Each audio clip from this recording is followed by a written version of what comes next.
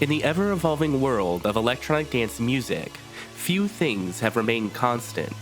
However, one DJ has stood the test of time, emerging from the very birth of the rave scene in the late 80s and continuing to thrive to the modern day. His ability to blend the diverse sounds of dance music with the underground ethos and energy of techno, he is adapted to the shifting sands of the EDM landscape. His iconic performances, revolutionary DJing techniques, and complex and evolving musical style have been instrumental in sustaining his career. And, over the course of this legendary 4-decade-long career, his steadfast support for underground artists and willingness to embrace new technologies has left an indelible impact on and significantly shaped the modern dance music scene. This is the story of dance music's most enduring DJ. This is the history of Carl Cox.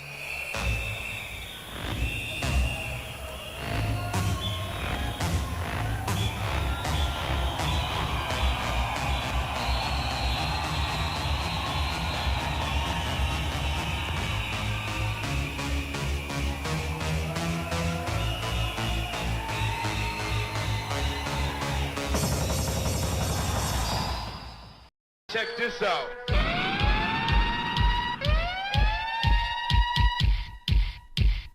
Too strong. Check this out. Growing up in a quaint village-style suburb of London during the late 60s and early 70s, Carl Cox was the son of 2 working-class parents and the brother to 2 younger sisters. He developed an early love for music, often spending his evenings selecting and playing records from his father's collection, immersing himself in the sounds of soul, funk, and disco.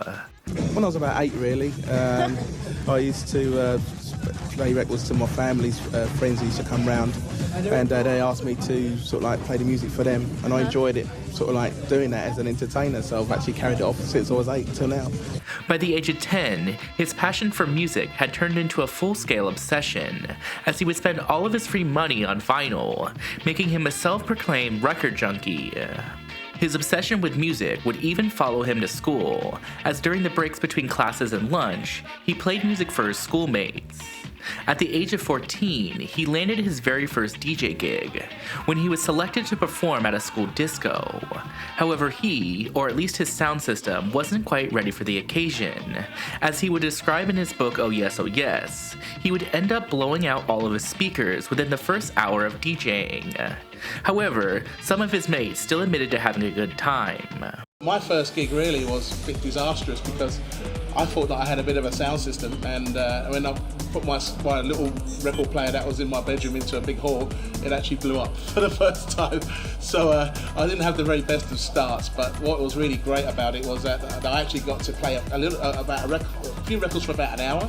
And then at the time it was going for about an hour, it was really good, and I was very pleased that people that didn't know who Carl Cox was, they knew at the end there was the guy that the sound system blew up for the first time. And after that, I got myself a much better sound system, and then that helped me along my way. But yeah, it was an interesting start. This would be the first of many blessings in disguise that would occur throughout Carl Cox's career, as it meant if he wanted to continue DJing, he would need a new sound system. Having seen his passion for DJing, his mother would help finance a mobile disco system from a magazine catalog, and it would officially establish Carl as a professional mobile DJ. Throughout the 80s, he would take any gig he could get, from weddings to bar mitzvahs to pub discos. He would also move out of London with one of his sisters to the city of Brighton on the south coast of the UK, and he and his sound system would become known for hosting parties and frequently bringing up large crowds from the coast to London for nightclubs. At the time, he played a mixture of dance music, including funk, soul, discos, and the sounds of the underground rare groove scene, a genre of music that centered around finding rare and sometimes imported records, and was one of the first touch points in the UK for the burgeoning sounds of house music coming out of Chicago. Basically, I moved from South London and I moved to South Coast, to Brighton, and then kind of started my trade as a DJ in Brighton. At that particular time, I was just self-employed, trying to earn a living with this scenario that I had of mine.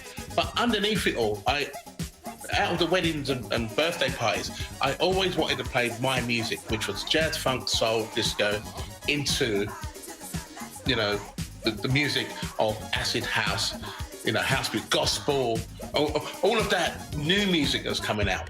On the weekends, when he wasn't DJing, Carl was going to clubs, chasing new music, and studying other DJs.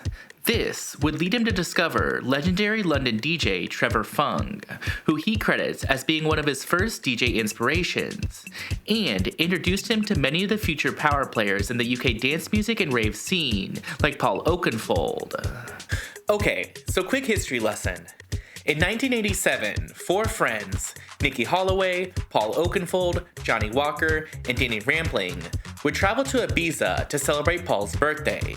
There, they would meet up with Trevor Fung, who would take the quartet to the club Amnesia to see the now legendary Argentinian DJ Alfredo. The 4 would be blown away by a psychedelic blend of Balearic dance music and early Chicago house. Upon returning to the United Kingdom, all 4 would attempt to bring this unique sound to the UK public. Danny Rampling and Nicky Holloway would launch their Shoom and Trip nightclub events in London, and would help kick off the acid house boom that would eventually grow into the UK rave scene of the late 80s. While Paul Oakenfold would launch his own club night called Spectrum, and would eventually develop into one of the first globally recognized DJs. Having a sound system and connections with the Ibiza 4 meant Carl Cox would be at the center of the burgeoning acid house scene. At the tail end of 1987, he would be tapped by Paul Oakenfold to provide the sound for the UK's first Ibiza-style club night called The Project, before it would eventually be shut down a few months later. Following that, he would be invited by Danny Holloway to provide sound for the opening week of his Shoom event. However, again, this arrangement wouldn't last forever, as his sound system would end up being replaced. In 87, 88. And we used to have a club in a place called Streatham in South London, and Paul used to have a club which he created called the Project, of which I used to put a sound system in for Paul and DJ, and this is where you started having the inimitable kind of like rave scene was born in some ways. I was watching it with my very eyes, seeing it all pan out between 150 to 200 people to everywhere. And so that's where I was at. This lack of stability would end up being another blessing in disguise for Carl Cox's early career, as now he and his sound system wouldn't be tied down to one location and would be available to rent to the now rapidly exploding illegal rave scene. With his sound system and the large groups he was bussing up from the Brighton coast, Carl Cox would become a go-to resource for rave organizers. When the rave scene started to happen, when the farmers, around the country were like allowing people to have some sort of party on their farmlands, I was a go-to man to get the sound system and lighting to begin with, and that's kind of how it went. Because I used to sell tickets in Brighton for the people in the South Coast to go to these rave events, and the only way that I would sell the tickets from the South Coast is if I was put on these rave events. By the end of the 1980s, the UK's second summer of love was in full swing, and Carl Cox had fully shifted over to playing the established genres of techno and deep house, as well as the emerging sounds of hardcore and break beats. In his book, he would point out a couple of tracks from this time period that he remembered as being iconic. The first was Move Your Body by Expansion.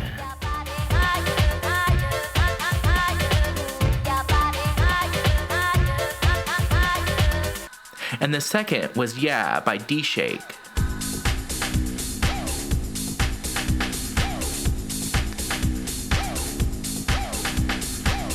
By 1989, Carl Cox would find himself playing across the English countryside, DJing to crowds of upward to 15 and even 20,000 ravers.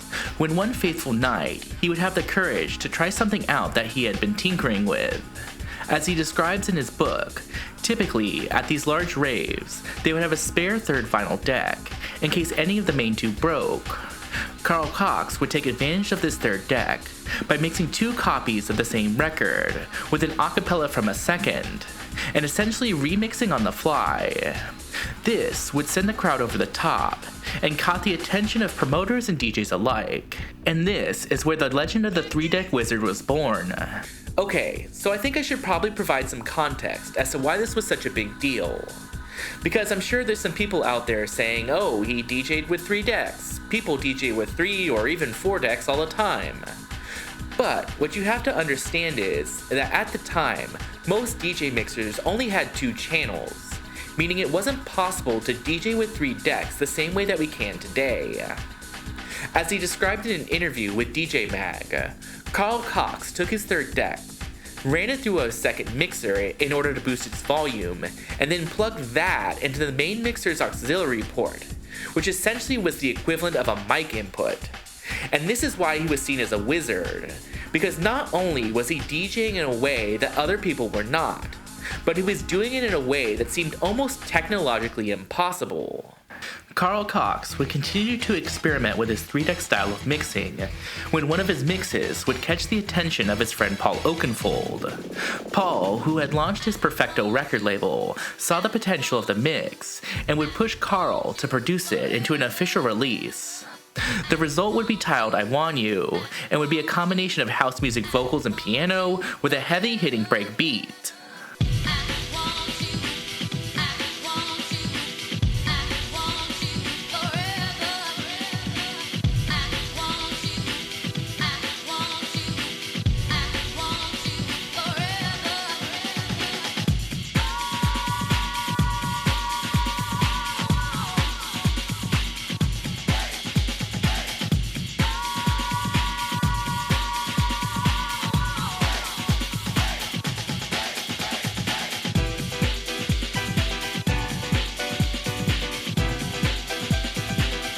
The track would see some notable success, peaking at number 23 on the UK's official singles charts, pushing Carl Cox into the British top 40. And the track found additional success when it would be featured on the BBC One music chart show Top of the Pops, and was broadcasted to millions of televisions across the nation. Of course, this explosion in popularity wouldn't be all smooth sailing for both Carl Cox and the rave scene at large. Turning the clock back a couple of years to 1989, the UK police force would launch the Pay Party Unit, who were tasked with tracking and controlling illegal raves. Carl and his sound system, being regulars at these raves, would become a target for this police unit, and would even be hired by the group as part of a sting operation, landing him and his fellow ravers a night in jail. Though he and these ravers would be released the next day when no illegal drugs or items would be found. In 1990, UK ravers would take to the streets to protest this crackdown and would rally for their right to party. But after a series of high-profile illegal raves, like Castlemorton, disrupted the peace of the British countryside and caused destruction of property, the UK's crackdown on raves would only grow stronger. In 1994, the UK Parliament passed the Criminal Justice in Public Orders Act, allowing the police to impound sound systems and equipment if they were being used for illegal raves. This crackdown would push Carl to seek more legal avenues for his DJing, and in 1993, he would team up with another one of the Ibiza Four, Nicky Holloway, to launch his own dedicated club night called Ultimate Bass at the legendary London venue Velvet Underground. But the police were them not enjoying, what we were doing, and eventually, they're stopping the parties and everything. So I had to make a decision whether I sold the sound system on, or I pursued my career as a DJ. So I decided to sell the sound system on, and I started with Jim Masters, a club in London called, and Trevor Rockcliffe called Ultimate Bass, 1998, 97, 98, and Ultimate Bass became just synonymous for the music we were playing at that particular time. Small club, 230 people on a Thursday, every Thursday, and we'd have all the Dave DJs come down and play. This residency would give him a home base to showcase his DJing skills while experimenting with his sound, as well as the opportunity to bring in outside acts to perform to a small and intimate crowd. The rave scene itself was also pushing to go legal and spread its sounds to continental Europe. With Carl Cox being one of the biggest names in the techno scene, he would find himself right in the middle of it. In 1994, he would be invited to play in an early edition of the Berlin Love Parade, as Germany flocked to the sounds of techno. Also in 1994, he would team up with American electronic producer Moby for a back-to-back techno DJ battle at Drome, which is my personal favorite set from this time. And in 1995, he would perform at the debut of the dance tent at the Glastonbury Music Festival, as rave music found itself invited to the UK's biggest mainstream music festival. By the end of 1994, Carl Cox was rocking stages across the UK and Europe with his DJing skills. However, his next project was about to rewrite the history of dance music forever.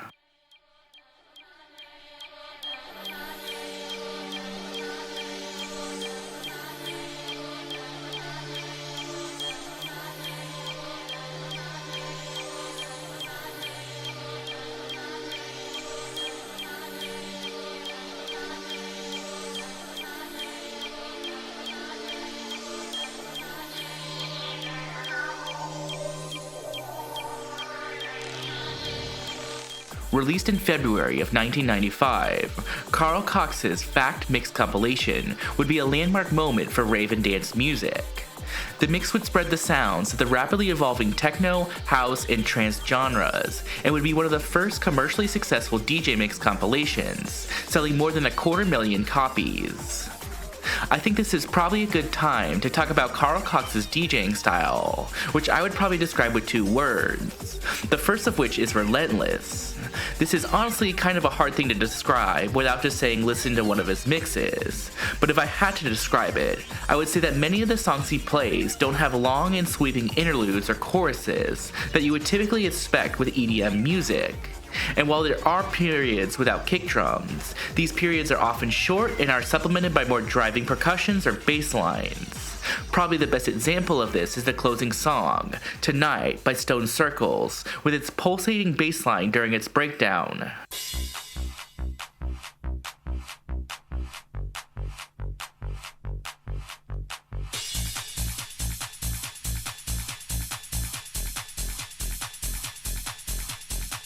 The second word I would use to describe Carl Cox's mixes is eclectic. By this, I mean while he is typically associated with techno music, and I would definitely say that is his primary style of music, I would also say that he often plays techno tracks that pull sounds from other genres of dance music, like house, trance, and hardcore. You can hear these influences across the mix, in moments like the house piano of Sister Cyrax's First Question.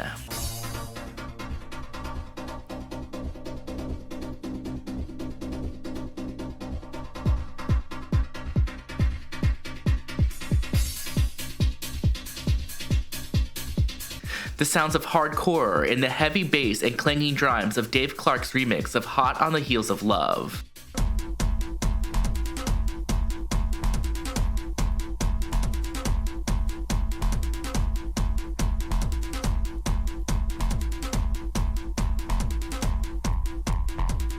And you can hear the sounds of early trance music in Trendsetter's Secrets of Meditation.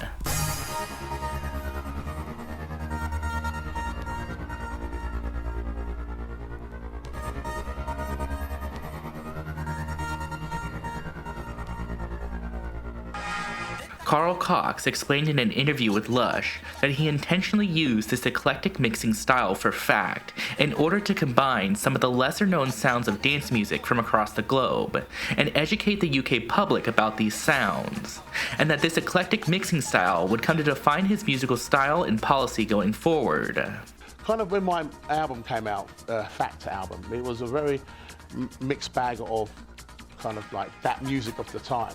But I wanted to also show people that there's, really great music in trance, hard techno, tech house, all sorts of things. I'll fuse it together like I normally do anyway. And then when that album Fact came out, then my music policy of what I was doing kind of started to make sense. As I previously mentioned, Fact would see substantial financial success and would help to boost Carl Cox's career. But I think it's also important to note how its influence is spread to many emerging DJs, with notably Tiesto, who in an interview with NME reflected on the profound impact that this mix had on him, describing it as an album that changed his life, and it pushed him to evolve into trance music before his initial wave of success.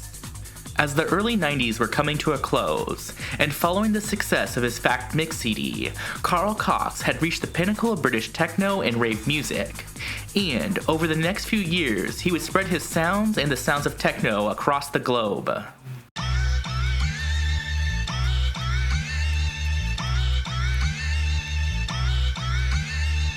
What's up, ravers? I just wanted to quickly say thank you for checking out this video, and if you're enjoying it, please consider dropping a like or leaving a comment down below to help boost it in the YouTube algorithm.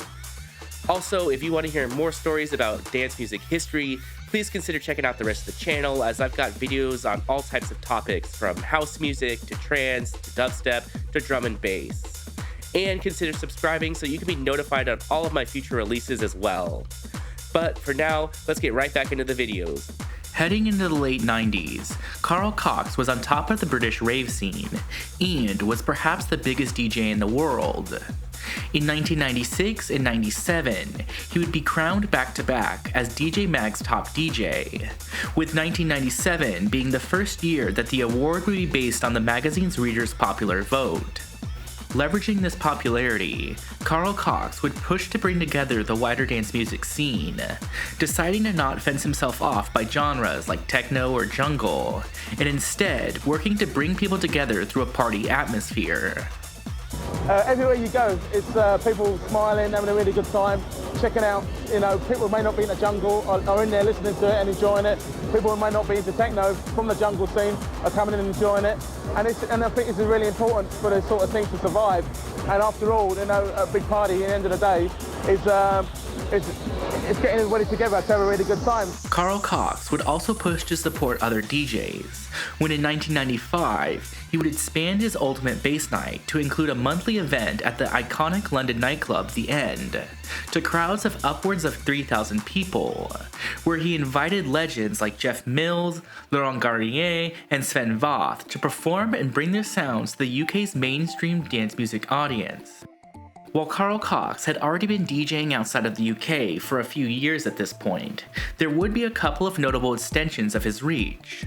First, in 1996, he would be invited by Club Space of Ibiza to DJ for their opening and closing parties, with these performances laying the foundations for his legendary Ibiza residency. BBC Radio 1 at the time, around about 96, 97, they decided that they were coming to the island to do their parties in the clubs, and they wanted an after party for their friends at Space. So they asked Pepe. Pepe said, "Yep, we'll have it on a Sunday, no problem, but we got no dance floor, no sound system." I said, "Don't worry, I'll sort it out." Secondly, he would be invited back to the Berlin Love Parade, where he would give another one of his iconic performances, DJing to more than 1.5 million people. While Carl Cox was dominating rave stages across the globe, he would also be working behind the scenes, crafting his own sound for his debut studio album that would add a new dimension to his sound and success.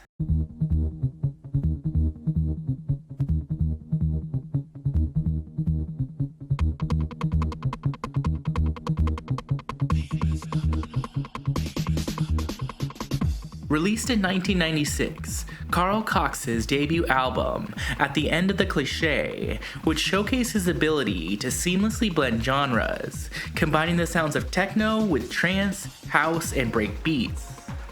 While the album wouldn't leave a massive impact on the history of dance music, it would see some success, and is a great example of the style of music that Carl Cox was supporting and pushing during the mid and late 90s. So, let's take a look at a couple of tracks off the album, see how they sound stylistically, and note any interesting facts about them. To start out, we can look at the opening track from the album, Phoebus Apollo. The track would be a blend of trance and techno sounds, as Carl Cox would combine bright and ethereal string-like pads with a driving techno beat and percussions.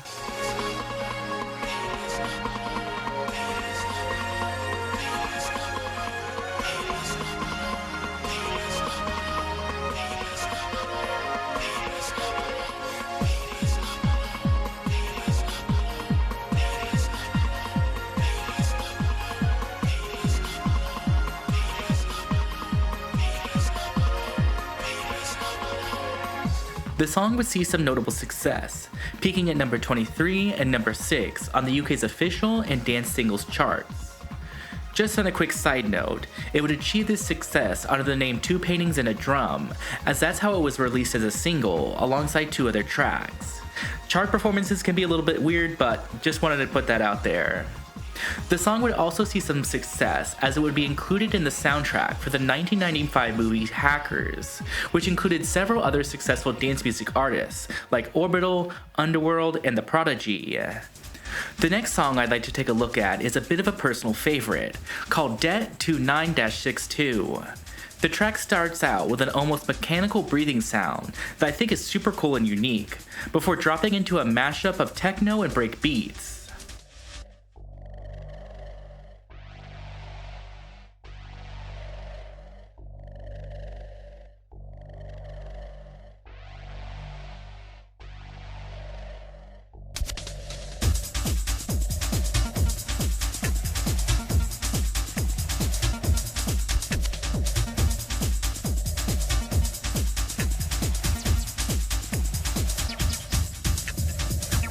Honestly, there isn't a lot of information out there about this track, but I personally thought it was really cool, so I just wanted to highlight it. But on to the final track that I'd like to take a look at, which would be the B-side to the second single released in the run-up to the album, called The Player. The track would be a callback to the funk and soul sounds that were at the root of Carl Cox's musical journey, with its funky bassline and fluxing piano-sounding synth, combined with a driving techno beat.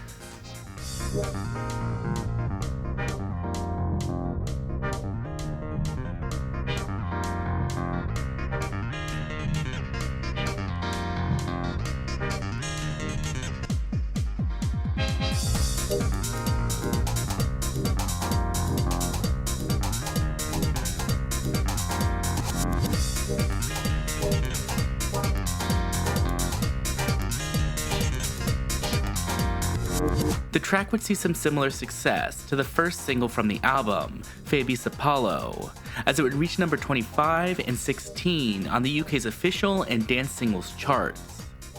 As a whole, At the End of the Cliché would see some moderate success, peaking at number 23 on the UK's official albums charts, and would help expand Carl Cox's reach beyond his live and CD mixes. The same year, Carl Cox would also release the follow-up to his Fact Mix CD, called Fact 2, which, while it wasn't as successful from a pure numbers perspective, it would be successful at spreading his sound to a wider swath of the American public. This was because the mix would be released and distributed by the American record label Moonshine, and would be his first mix to be distributed to the American public. Moonshine would further boost Carl Cox's reach in America when they would invite him to perform across the US as part of their Moonshine Over America bus tour, which brought the sounds of rave and dance music beyond the traditional dance music hubs and to some smaller markets like Dallas, Denver, Toronto, and Washington, D.C. Carl Cox would also bring his DJing skills to the British radio waves, when he would be invited by Pete Tong to be a monthly global resident on his Essential Mix show on BBC Radio 1, and over the course of 2 years, he would rack up more than 43 appearances on the legendary Mix show. However, this success wouldn't last forever, with the mid-90s perhaps being the first peak of popularity for techno music. And as technology improved and new sounds like trance, jungle, and UK garage splintered off and formed their own dedicated scenes, the techno scene found itself shrinking and would be infamously criticized by Music Magazine for being too fast, too male, and too drug-oriented, leading to the number of dedicated UK techno nights shrinking during the late 90s.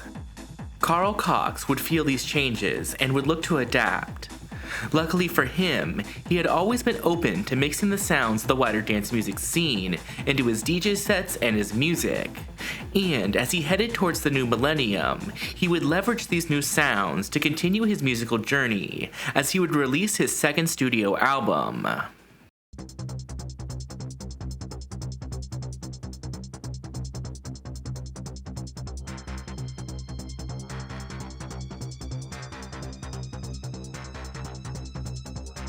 Released in June of 1999, Carl Cox's second studio album, Future 2000, would be a temporary deviation from the techno sound that defined his career. Instead, Carl would focus on and experiment with the emerging sounds of trance, ambient breakbeat, and jungle, with these sounds dominating the singles released in the run-up to the album, and the foremost techno-sounding tracks being relegated to the back half of the album. So, let's take a look at how Carl Cox embraced these new sounds by diving into a couple tracks off the album. The first of which that we should look at is the title track of the album, Future 2000. The track starts out with a trancey distorted bass line backed by echoing and spaced out vocals, before dropping into a driving beat and fluxing synth.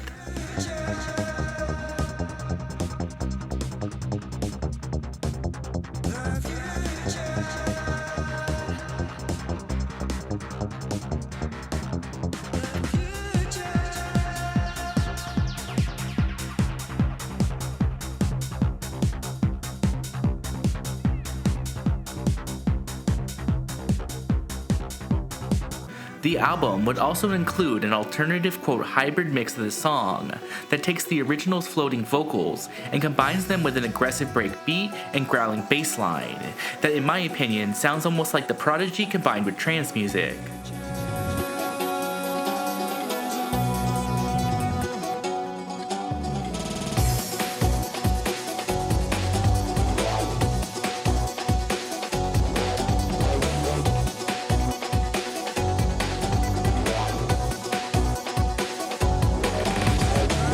These two versions of the song would see some slight success, with their combined single release reaching number 27 and 14 on the US Dance Club Songs and UK Official Dance Singles charts. I believe the hybrid mix of the song saw more success, as that was the version that would be featured in a music video that would be shown on MTV, but there was no hard data to confirm this. The second song I'd like to take a look at is another personal favorite, called Black Shaolin. In my opinion, this track just exudes 90s energy, with its kung fu inspired vocals and spoken word raps, backed by a groovy jungle style beat. We are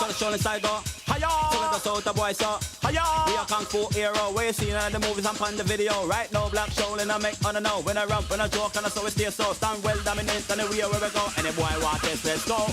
Ready? Steady, go! Po po! Po po! Po po!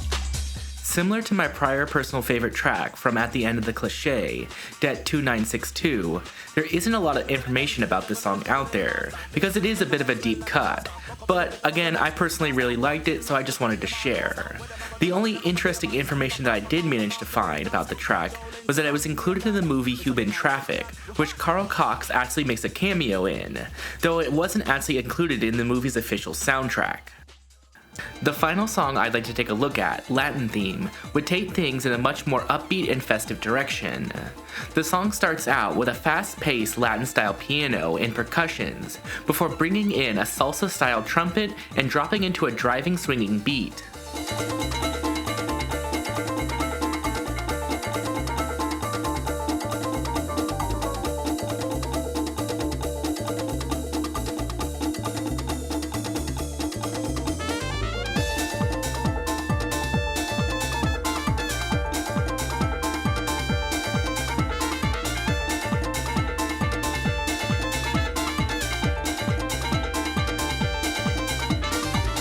The track would see some notable success, as it would peak at number 6 and 30 on the UK's dance singles and US dance club charts. And since this was the first single released in the run-up of the album, it is notable because it's the first song from Carl Cox to break into the US dance charts.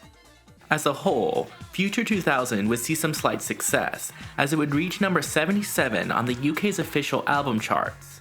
But, personally, I think this album is awesome.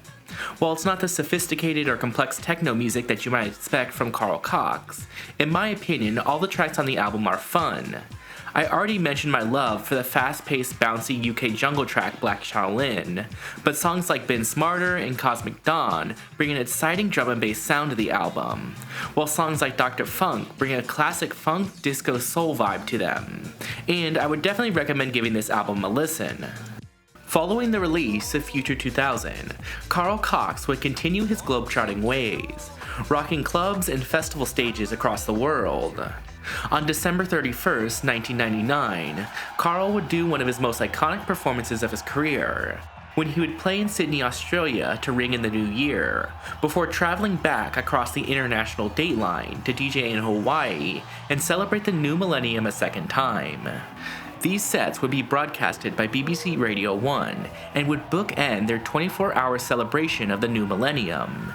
And just listen to how excited people are to ring in the new year with Carl Cox. Happy New Year 2000!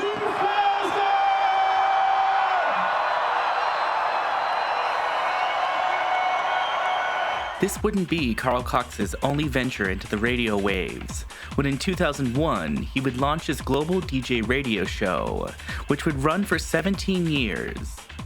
The mix show would feature Carl Cox as well as guests like Sven Voth, Jack Lacan, and Josh Wink. It would spread the sounds of techno and dance music to a global audience, reaching 27 million global listeners at its peak. That same year, Carl Cox would start his iconic DJ residency at the Ibiza nightclub Space. Carl would see the potential in this opportunity as a chance to embrace and support the original ethos of rave and dance music culture. But he would only accept on one condition, and that was if club owner Pepe would be willing to make some improvements and redesign the club. Here I am at Space, and we had the original terrace and we had the discoteca. And I said to Pepe, and this is the story that it has been banded around a few times, I said, the only way you're going to get me to play inside this club is three things. I said, the first thing is that the toilets would always smell. I would hate the smell of the toilets. And so I said, if you clean the toilets up, that's one thing. I said, when the DJ booth is, or the lighting is, I said, that's in the wrong place. That needs to be up at the stage where it ended up being in the end. And then I said, and I said, this sound system is not that great. I said, you've got to get rid of that sound system. I came back and said, okay, Carl, would you like to do our club? I said, when we made a few changes, I said, oh, really? He said, yeah. So I went in there and said, toilets, sparkling. DJ booth, up the back. Sound system, the same sound system that I had at Pasha. Right. I had no choice but to play at Space. Carl Cox would also make his impact felt on the festival stages, playing iconic sets at Dance Valley in the Netherlands, I Love Techno in Belgium, and making his debut at Ultra Music Festival in Miami, a festival that would become deeply tied to his legacy over the next few years. Carl, as always, was looking for new ways to push his DJing and incorporate new technologies into his sets. In 2001, Pioneer would release their revolutionary CDJ 1000, which was the first CD player that could accurately emulate vinyl turntables. And by the next year, Carl Cox would be incorporating these into his mixes, embracing the long list of features this new technology could bring. But I'm also using CD players, which you can do loops of samples on. I mean, there's a new player out at the moment which Pioneer have just basically made, and it's called a CDJ 1000, and it's amazing. You know, it can actually emulate vinyl. Finally, there's one last iconic feature of Carl Cox's illustrious career that started during the early 2000s, and that's his catchphrase, "Oh yes, oh yes." While he couldn't point to a specific origin point to the legendary phrase, in an interview with Resident Advisors, he stated that he started using the phrase to hype up the crowd around 2000 or 2001. By the end of the early 2000s, Carl Cox had endured the headwinds that faced the techno scene during the late 90s, and had established the foundations of many of his iconic residencies, radio shows, and sounds that would come to define his career. But as the dance music and rave scene headed towards the late 2000s, no one could predict the explosion of popularity that would occur as EDM took the US and the world by storm.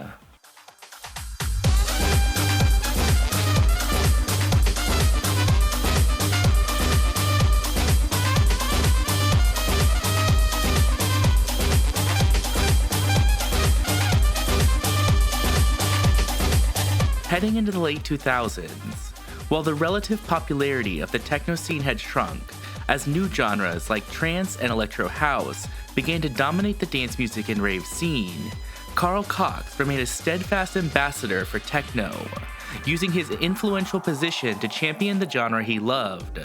In 2005, he'd be approached by Ultra Music Festival to host and curate a stage at the festival as it was rapidly expanding. With this opportunity, he launched his Carl Cox and Friends concept, providing a unique festival inside of a festival experience, and offering DJs longer set times in order to create a deeper and more immersive experience for attendees, in contrast to the shorter set times of the main stage.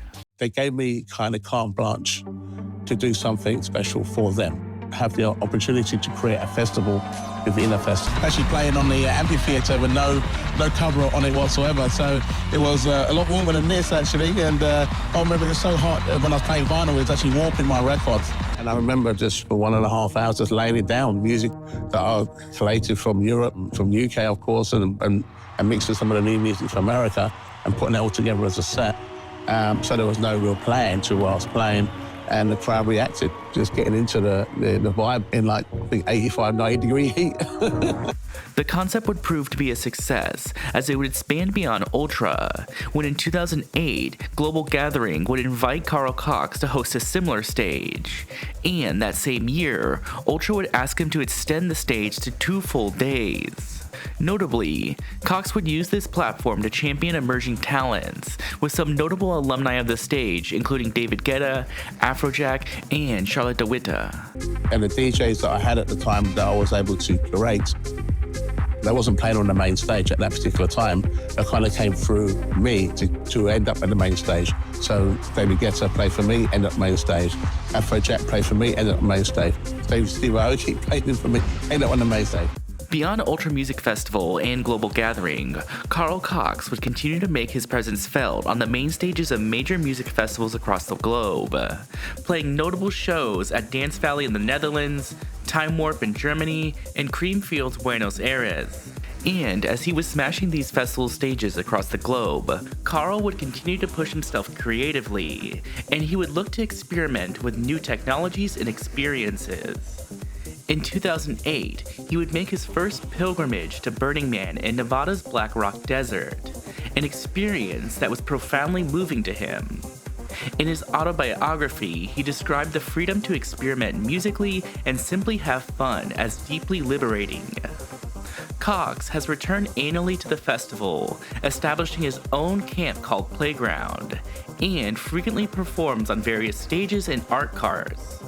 In 2010, he would collaborate with the Global Underground to release one of his sets from the festival, which in my opinion offers a deeper mix that I would recommend to any Carl Cox fans looking for something a bit less commercial. Beyond this Burning Man experience, Carl also sought to experiment with new technology, as computers and digital DJing tools began to revolutionize the art form. In 2009, he started working with digital DJing programs like Tracklist, noting that these tools challenged him technically, while allowing him to explore enhanced features such as loops, hot cues, and effects. It's the 21st century, things move on. I'm able to do what I can do, but with the new technology now, it's enabled us to do absolutely a lot more than we was able to do with turntables. And for me, I've embraced it, and I get challenged by it so much that it infuses me to carry on doing what I do. A lot of the music now are digitized and basically put it straight back onto the program that I use called Tracklist, and I'm able to still play my music the same way from a digitized point of view, and kind of save the vinyl from degrading and keeping it nice and safe and warm in my house. Rewinding the clock back a couple of years to 2005, Carl Cox would release his third studio album that was confusingly called Second Signs. But despite its name, the album actually might be one of my favorite from Carl Cox's discography. It's filled with star-studded collabs from the likes of Josh Wink, Fatboy Slim, and Kevin Saunderson, and it covers a wide range of sounds, from techno to house and even drum and bass.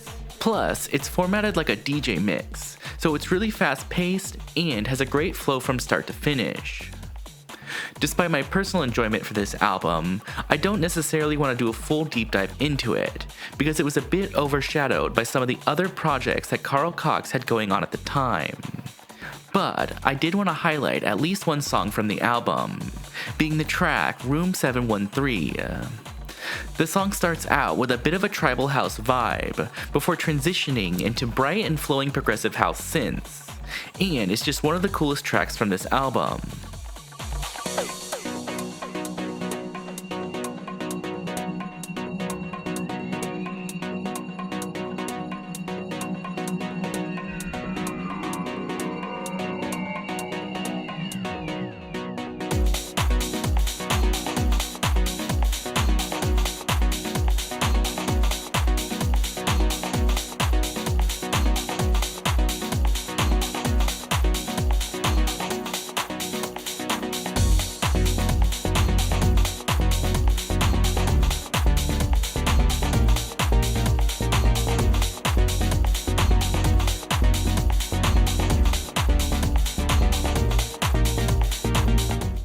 As I mentioned, Second Sign's impact was largely overshadowed as Cox's long-running residency at Space entered into its golden era.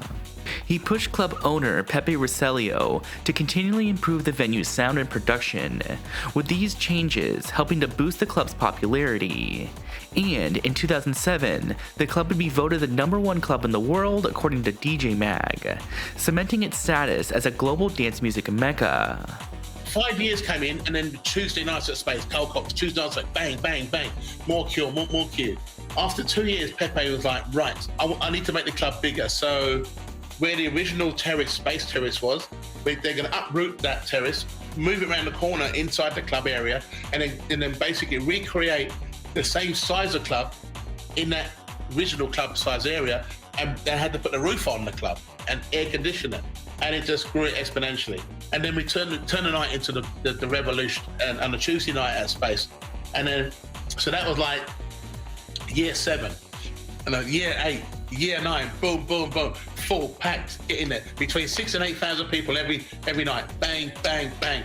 And I was just thinking, oh my God, how long can this go on for? Well, Carl Cox never wavered from his loyalty to techno.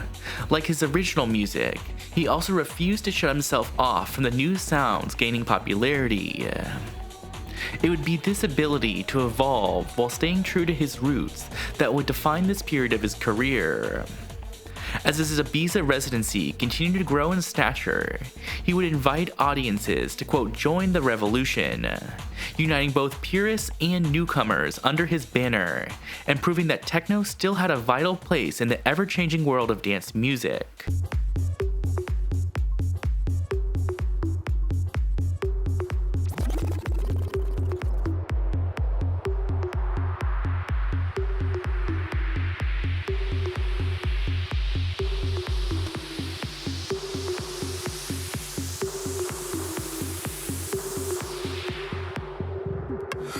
Selected as the theme for the 2009 season, the Join Our Revolution concept reflected Carl Cox's commitment to delivering a world-class clubbing experience that was still widely accessible to the general public.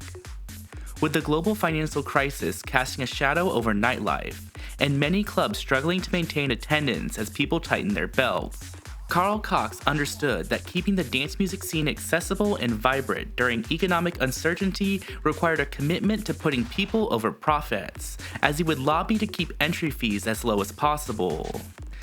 Beyond the low prices, diversity was also a key aspect of Carl Cox's residency, as every week he would handpick an array of guest DJs that would bring in their own sound, ranging from deep house to peak time techno and even drum and bass.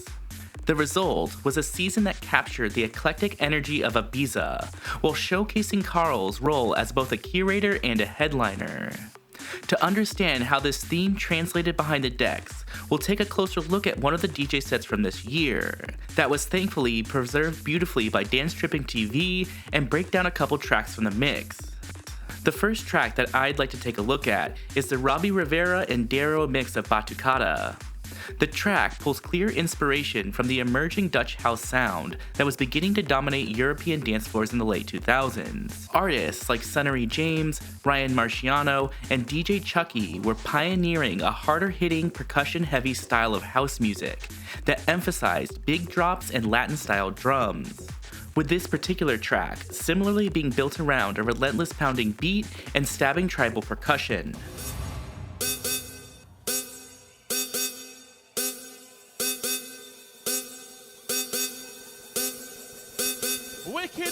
wicked space. Yes.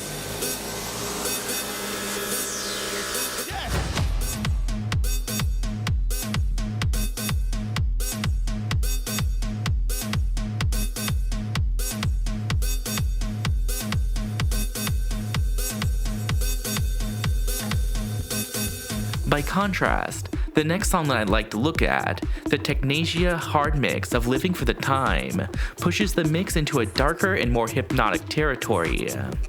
With its long evolving synth and fluxing bass line, it almost feels like something from Deadmau5.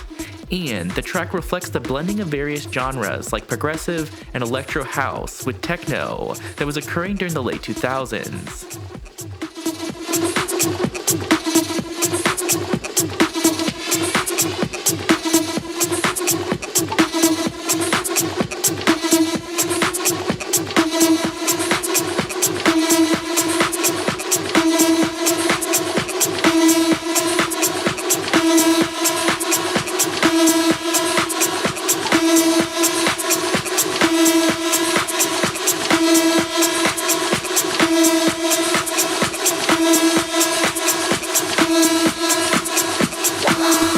The final track that I want to do a breakdown on is the Kim Fei remix of Good Life by Inner City. The original is an old school house track from one of the most iconic groups from house music history. And the song is a late 80s anthem that embodied the soulful, uplifting ethos of Detroit house.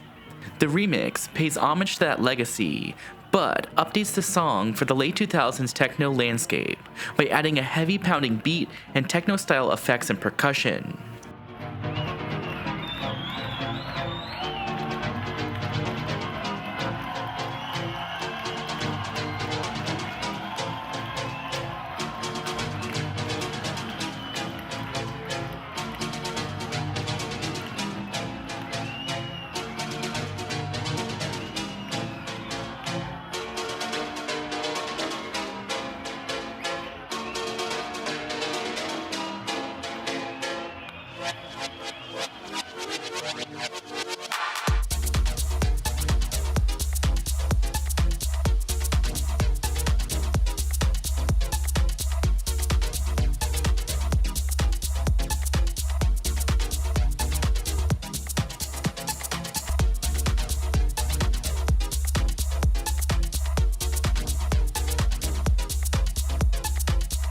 Taking a look at this mix as a whole, it was incredibly well received. The video, which was uploaded to YouTube, has generated more than 3 million views and continues to attract praise from fans around the world for its energy, diversity, and undeniable Carl Cox style. But beyond its success, in my opinion, it's also a snapshot of not just the peak of Carl Cox's residency at Space, but also the wider golden era of the island's clubbing culture, as it was a time before commercial interests had invaded the island, and its heart was still the music and the party. The enduring popularity of this set underscores how Carl Cox's revolution wasn't just another residency, but a critical force in Ibiza's club culture and a defining example of the longevity of dance music's core ethos. As he headed into the 2010s, Carl Cox entered the new decade with his reputation stronger than ever. As electronic dance music had exploded globally, he remained one of the few DJs who could balance authenticity in the underground with the commercial demands of massive festival stages. From Ibiza to Miami to Belgium, Carl continued his mission of spreading quality techno and house music to an ever-growing audience, while staying true to the original rave ethos that had defined his career.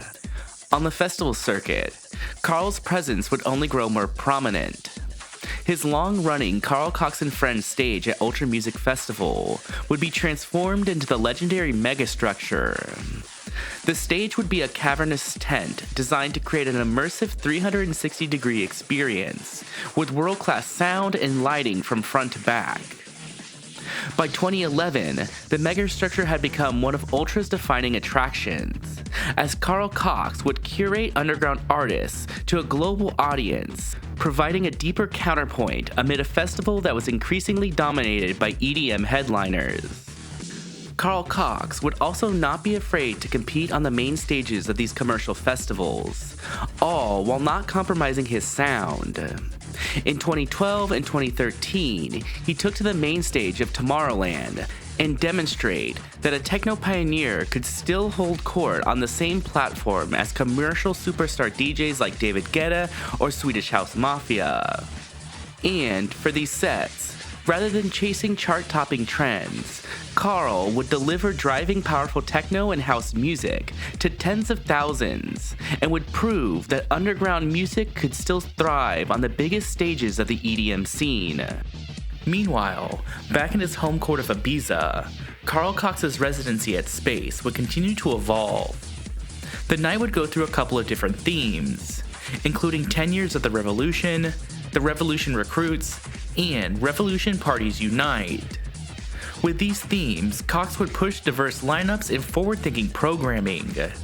And in contrast to the more commercial superclubs emerging on the island, Cox's night stayed focused on quality of music and accessibility, helping Ibiza maintain its reputation as a global dance music capital.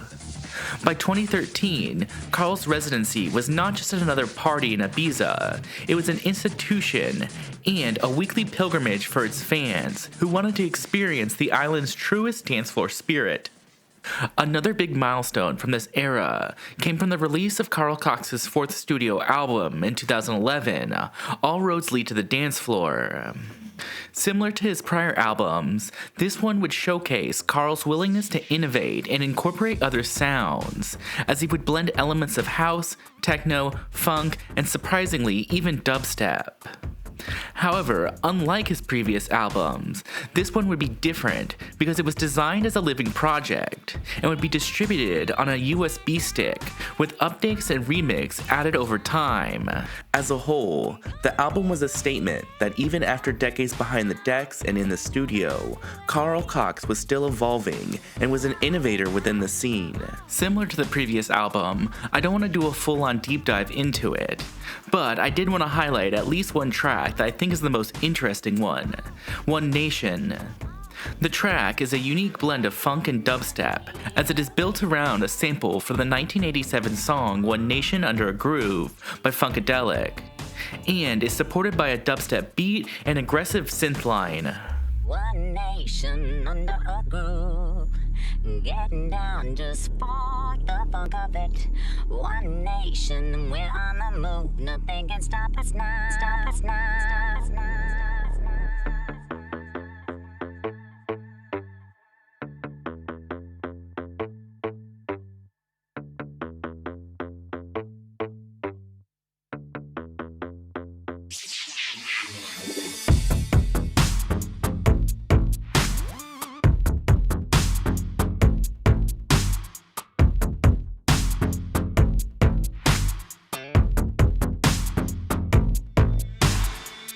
But, moving on from the album, a couple years later in 2013, Carl Cox would deliver a rather unassuming DJ mix that would actually go on to become one of the most iconic sets of his career.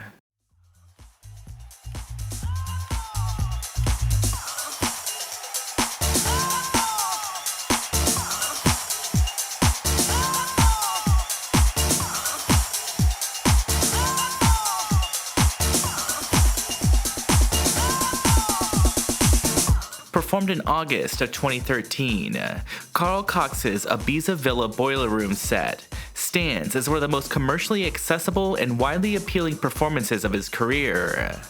Blending the era's contemporary tropical and Balearic house with classics of 80s and 90s dance music, the mix would steadily grow to amass more than 70 million streams on YouTube at the time of recording, making it Carl Cox's most viewed DJ set of his career, and one of the most viewed DJ sets of all time.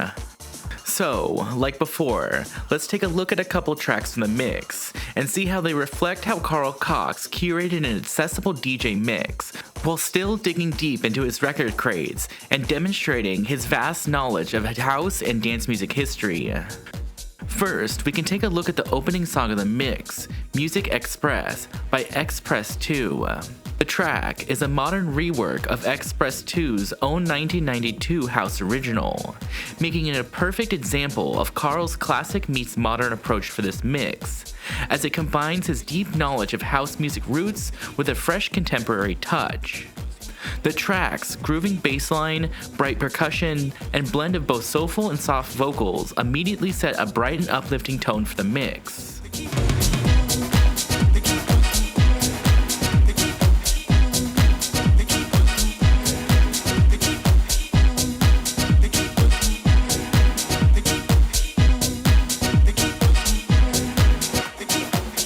Next, let's take a look at a song that comes a bit later into the mix, when Carl drops Calypso by Roundtable Nights and Beauchamp. This track perfectly captures the warm energy of tropical house that was rapidly gaining mainstream popularity during the mid-2010s. However, what makes this selection particularly clever is that Calypso was originally released in 2010, making it more of a deep cut from the genre's early days, rather than a more obvious crowd pleaser at the time. The song also represented a moment for Carl to demonstrate his DJing skills, as he layered in effects on the mixer and delivered one of the most rewatched moments of the mix.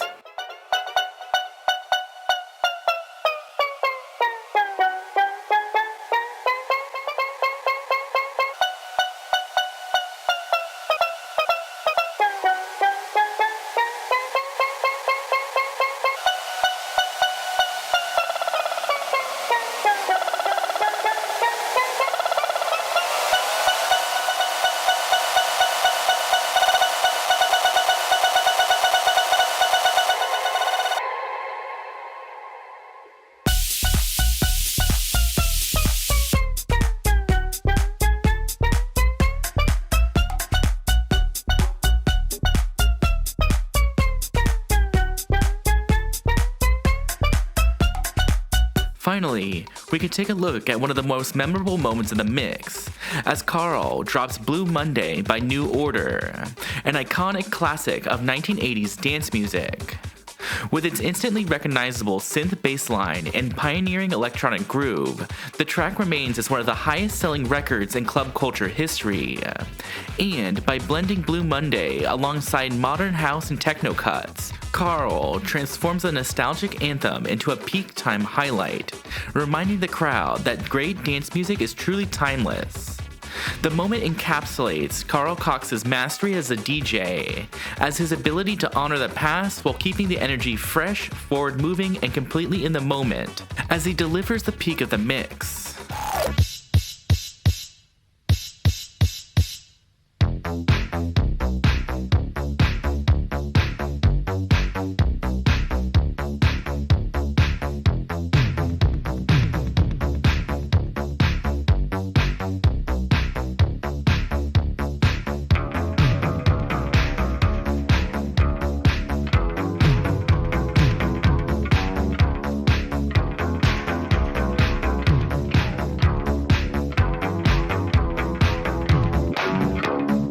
More than a decade since its release, Carl Cox's 2013 Boiler Room set has endured as a defining moment in both his career and the history of dance music. The performance captured the essence of what made fixed-room camera DJ sets special, with an intimate crowd fully immersed into the experience, as some revelers donned playful masks, others leading conga lines, and all losing themselves in the music, with none in the crowd more memorable than a fan in a blue dress, whose inhibited dancing became iconic on its own right.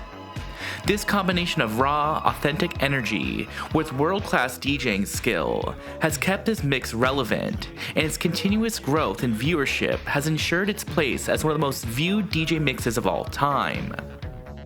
As the mid-2010s came to a close, and the wild rising tide of the EDM scene progressed, Carl Cox had managed to not only keep up with the times, he had managed to be a leader of the movement. He continued his role as a key pillar of the massive festival scene, and his Ibiza residency would help to set up the gold standard of the mega EDM clubs that brought the scene to the general public.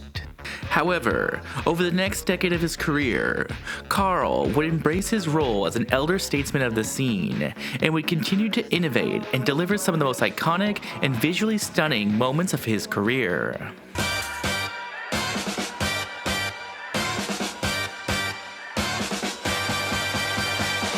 By the mid-2010s, the global dance music boom had reached its peak. A scene that only a decade earlier was still an underground movement had exploded into a worldwide phenomenon. Major festivals began to spin off events across continents, superstar DJs headlined stages that once seemed out of reach, and the sounds of EDM had taken over the pop radio waves. But as millions of new listeners flocked to the dance music scene, for its veterans, the same boom brought a sense of distance. The raw, communal spirit of dance music was being overshadowed by spectacle. In response, many began to search for alternatives to the packed main stages and pop-sounding anthems and the deep and dark sounds of house and techno. Labels like Drumcode, Hot Creations, and Defected began to flourish as they nurtured a new wave of artists who were revolutionizing the genre for the next decade.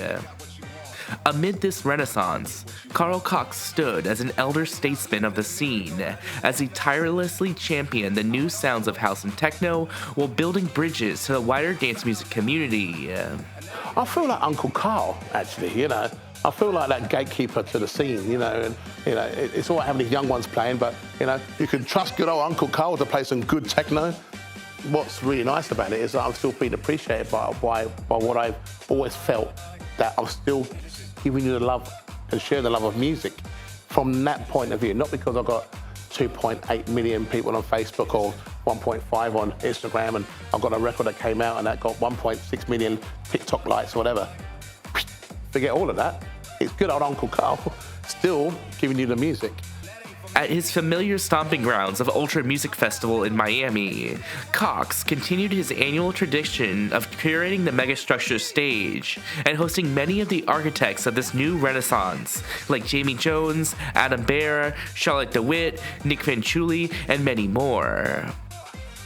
Beyond Miami, Carl would also support more dedicated techno festivals like Kappa Future Festival in Turin, Italy, Movement Festival in Detroit, and Awakening in the Netherlands, as they would see an explosion in popularity. And finally, Carl Cox would not be afraid to take center stage himself on the biggest festival stages in the world, as he brought modern techno and house music for a 3-hour opening set on the main stage of Tomorrowland in 2017. However, not everything was smooth sailing for Carl Cox as he entered into the back half of the 2010s. In 2016, Space, the legendary club that had been his home for 15 years, would close its doors forever. Ironically, it was the club's success that would be its undoing, as its property owners would end the club lease and looked outside of long-term club runner Pepe for a promoter who would be willing to pay more in the Ushuaia group. Now, we were told in year 15 that they're going to lose the club on year 16. We're like, how? It's because Batutis wanted to get the club back based on his loose lease agreement of allowing Pepe at that particular time to have the club. And Pepe was not able to renegotiate the lease, and that's how the club was lost. This final season carried an emotional weight, as every Music is the Revolution night felt like a solemn celebration. The closing party in October was a tearful, euphoric, devastating goodbye to a club that had defined an era. When Cox played his final record, it marked the end of one of the most significant DJ residencies in all of dance music history. When the curtains closed, after all of that, all you saw was grown men and grown women cry on each other's shoulders, just going, we cannot believe that our legacy of this club has finished in this way. When you see the last pictures of all the DJs and the punters and everyone in that room at, I think, 12:16 in the afternoon, that club been pumping for nearly 2 days. People did not leave that room. That's the church. That's my home. That was my place where I played some of the most amazing music sets from all the DJs, my own self, from my heart. You can see it every single time I play there. Despite this major setback, Carl Cox would not abandon the island completely, and over the next few years, he would sporadically DJ at various venues like Pacha, Amnesia, and DC-10. Despite the peaks and valleys of the shifting sands of the late 2010s dance music scene, at his core, Carl Cox was always looking for ways to push the art form of DJing. And in 2018, he would collaborate in order to deliver one of his most visually and musically stunning performances of his career.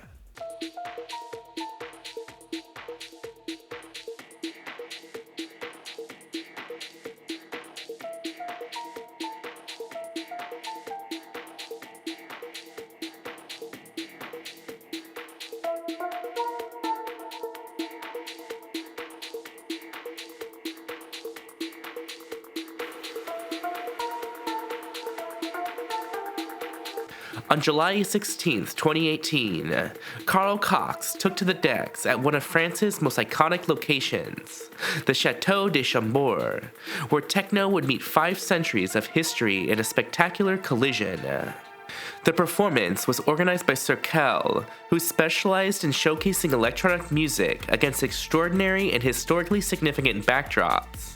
The chateau itself is a monument to Renaissance ambition. It was commissioned in 1519 by King Francis I and stands as the largest chateau in the Larue Valley. The chateau is iconic for its elaborate towers and famous double helix staircase. Over 2 hours, Carl Cox delivered a masterful performance that showed the heights of the techno renaissance of the late 2010s against the backdrop of the Renaissance stonework of the chateau. The performance has since generated over 16 million views on YouTube and has become one of Circle's most watched and iconic DJ sets. So, let's take a look at a few tracks in the mix and see how they demonstrate how Carl Cox was supporting this next generation of house and techno producers while still remaining dedicated to the genre's deep and historic roots. To start, we can take a look at the second song in the mix, Photon by D-Tron. The track serves as a bridge between house and techno, as it's built around the interplay between driving drums and a melodic piano riff that cuts through the mix. As an early track in the mix, the song is a perfect balance of house sensibilities while still carrying the energy to get the mix going.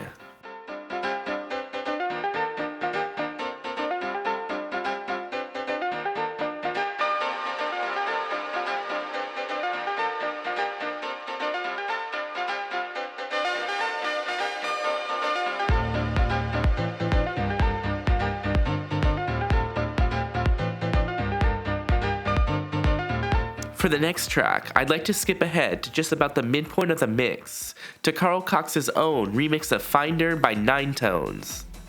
The original Finder is an Ibiza classic that is notable as the most Shazam song of the summer of 2013. Cox's remix, released as part of a 5-year anniversary, added harder percussion while maintaining the original's bright and upbeat sound, and generated a massive response from the crowd.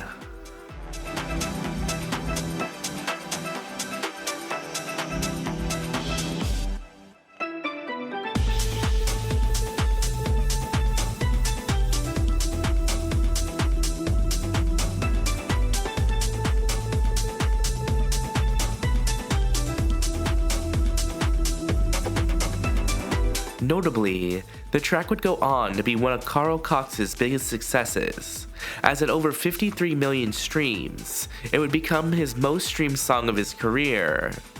And its inclusion in the mix demonstrates Carl Cox's ability to remain relevant during this new techno renaissance and changing music landscape as streaming came to dominate music releases. However, moving along in the mix, a few tracks later, Carl drops Your Mind by Adam Beyer and Bart Skills. The song is built around an iconic haunting vocal sample before dropping into a wobbly and grinding bass line alongside thunderous percussion. The track embodies everything that made Drumcode one of the era's most influential techno labels, as it demonstrated their ability to innovate on the dark, soulful roots of techno by adding modern energy and production quality to their releases.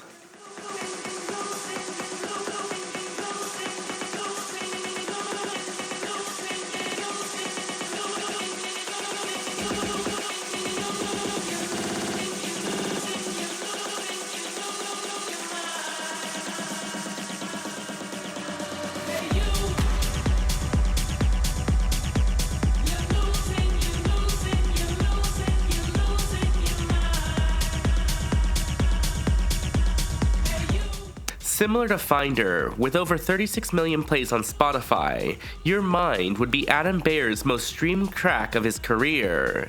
And it's one of the most iconic techno songs from this late 2010s techno renaissance. Finally, we can highlight our final track for the mix, as Carl Cox unleashes the full weight of his DJing skills on top of Alan Fitzpatrick's remix of Poison. The remix and its original are centered around a fluxing synth build, before dropping into pounding beats topped by an acid-style synth.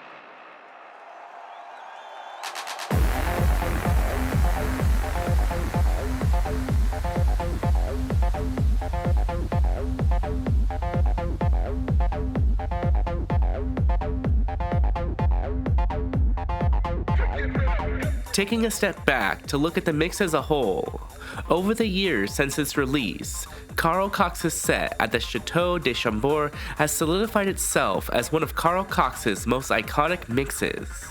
The stunning visuals combined with banging techno tracks perfectly capture the peak of late 2010s techno and the rise of streaming within the dance music scene. Personally, I think this is probably one of the best mixes to introduce people to Carl Cox. And while it might not have the same wide appeal as his Boiler Room set, its deeper and more energetic sound is a perfect place to introduce people who are already interested in dance music to the sounds of Carl Cox and techno.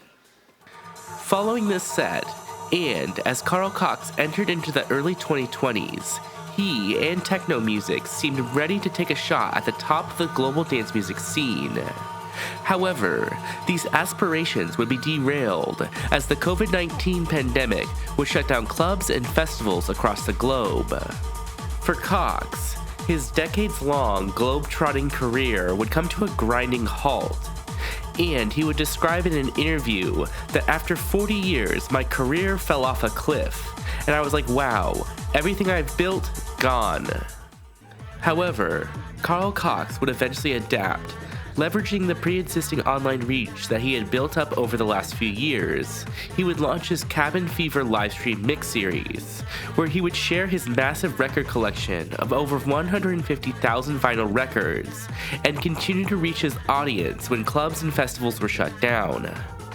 As well, beyond his own live streams, Cox would also team up with many of the major players in the dance music scene, bringing his sounds to some of the biggest online platforms like Beatport, Tomorrowland, and Defected Records.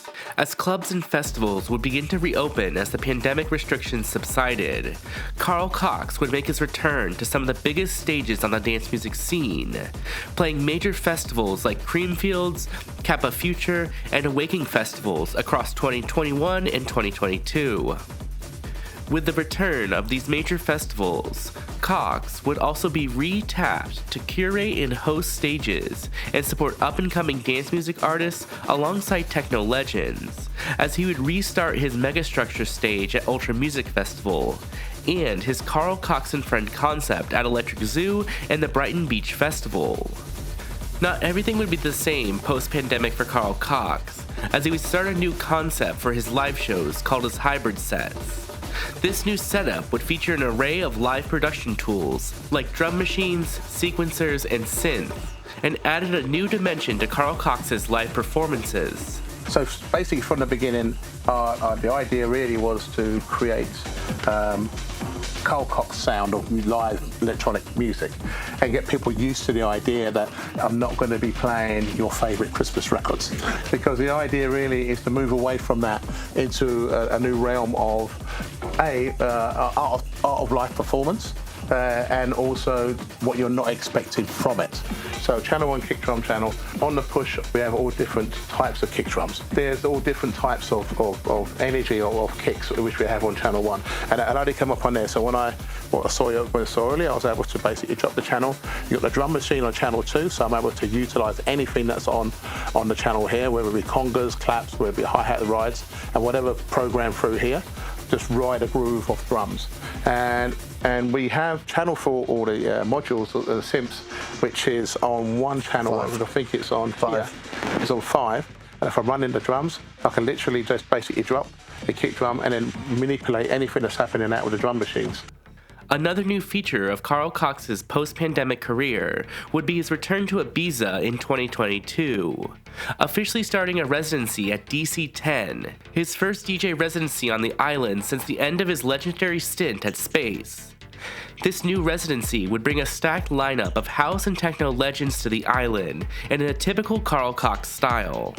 However, only a few years later in 2025, there would be a new opportunity on the horizon as Carl Cox would move to the new hot club on the island, Universe, and make his return to the British radio waves as he would demonstrate why he's still a king of house and techno music, and he would deliver a legendary essential mix. Radio 1, dance. Essential. It was deep, it was soulful, it was techno, it was disco. A kaleidoscope of sounds, it was truly underground. An essential mix in the clouds where we could dance and sing out loud. Raise your hands in the air and let's do a mic check. Make some noise! I must have went to house heaven because nothing's that divine. Released on September 19th, 2025, Carl Cox's essential mix from Universe and Ibiza would be a divine vinyl-based blend of house and techno music. For those who are unfamiliar, the Essential Mix is a radio mix show on British radio station BBC Radio 1 that has been ongoing for more than 3 decades, and being selected to perform one may be a highlight of an artist's career. As I have previously mentioned, Carl Cox is a longtime veteran of the Mix series, having appeared on the show dozens of times. However, this performance felt special, as in typical Carl Cox style, it's a blend of old and new school house, classic and modern techno, and a return to the peak Ibiza party ethos that only Carl Cox could provide. So, for one last time, let's take a look at a couple of tracks from the mix, and see how they demonstrate why Carl Cox is still one of the kings of Ibiza. First, we can take a look at the third track from the mix, Titan by Tomaz and Kobe. The track, which was originally released back in 2005 on Carl Cox's own Intech Records, would really be the point that gets the mix going. With its stabby blend of house pianos and pounding techno beat, it's a perfect track to pump up the mix.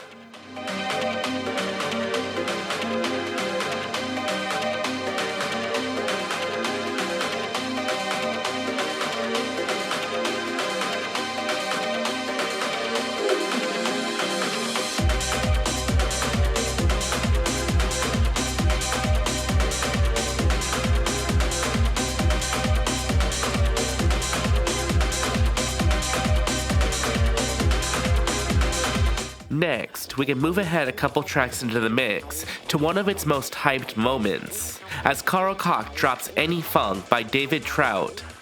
The song, which seems to not have an official release, appears to be a white label bootleg of the iconic 303 bass line from Daft Punk's Da Funk, backed by a pounding beat and vocal samples.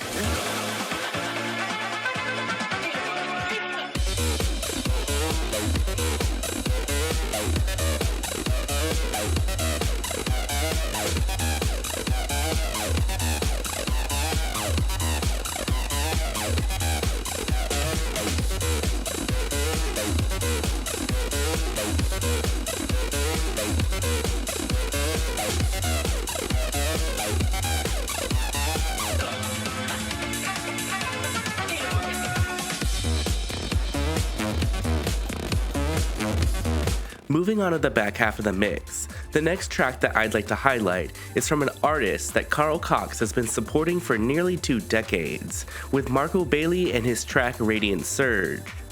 The track combines classic bright house piano chords with a driving, energetic techno beat, and the grooving song would be worthy of Carl Cox's iconic "Oh yes, oh yes" catchphrase to keep the party going.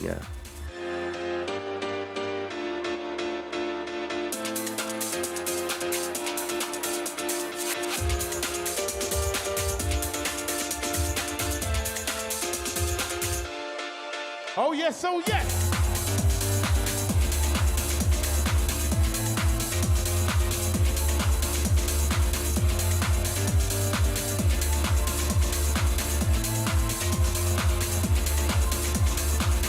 Finally, the last track that we can look at is Carl Cox's Encore, the Masano remix of a rave classic, Do It Again by the Chemical Brothers.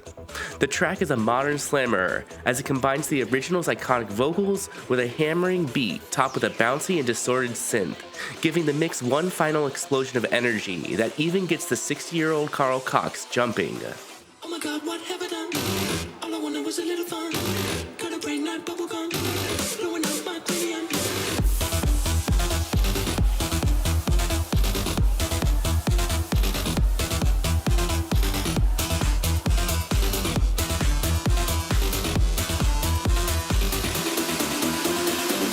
As a whole, Carl Cox's 2025 return to the Essential Mix series would be lauded by fans and critics alike. Its vinyl-fueled blend of house and techno music would be a return to the peak of Ibiza's club culture in a way that only the legend Carl Cox could deliver. The mix, which would quickly see success, generated more than 500,000 streams in just a few months after its release. And, at least in my personal opinion, it perfectly captures the old-school house music ethos of the legendary Essential Mix series.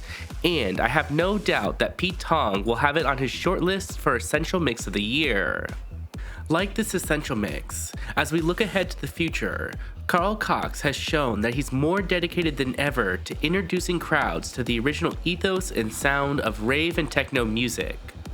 Currently, he's gearing up to tour alongside rave legends The Prodigy for a massive stadium tour across the UK. For this tour, he's bringing out something special and returning to his iconic 3-deck style of mixing that brought his fame during his early career. Beyond these stadium shows, Cox is also planning on making his return to some of the biggest dance music festivals across the globe, as he will once again curate the Megastructure stage at Ultra Music Festival in 2026 and return to Movement Techno Festival in Detroit. What's up, Ravers? I just wanted to extend an extra special thank you if you've made it all the way to the end of this video. And, once again, just ask that if you enjoyed it, please consider dropping a like or leaving a comment down below to help boost it in the YouTube algorithm. Also, at the end of these videos, I like to share some more reading or some other places that you can learn more about the artists that I cover. And so for Carl Cox, I have to recommend the Lenny Fontana interview that I probably used 10 different clips from across the course of this video. It's nearly 3 hours long and goes into a lot of great stories about his Ibiza days with Carl Cox, and it's just a fun time to watch. Like I said, I think it's nearly 3 hours long, so a ton of great, awesome information there. Also, I have to recommend Carl Cox's book. Oh, if I can show the right side of it. His book, Oh Yes, Oh Yes. This was kind of the starting point for all of my research into Carl Cox and learning about him. So, I have to recommend that you go out and give that a read, if you want to learn more about Carl Cox. But that's all I have for this video. So, I really hope you enjoyed it. And until next time, Ravers, as always, stay dancing.